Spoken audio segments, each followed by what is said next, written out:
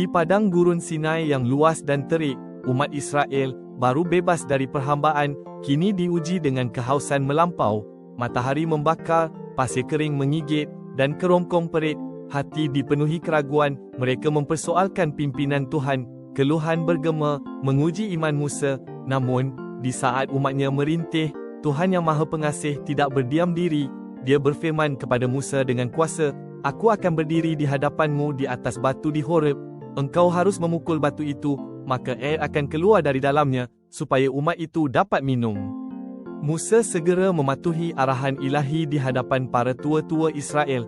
Dan benarlah janji Tuhan, dari batu keras dan tandus itu, air jernih memancar deras, memuaskan dahaga ribuan umat Israel. Keajaiban ini lambang kasih Tuhan yang tak berkesudahan, sumber kehidupan bagi jiwa kering. Ia mengajar kita bahawa dalam kesulitan, Tuhan sentiasa ada untuk membekalkan keperluan kita, menawarkan kasih dan harapan abadi.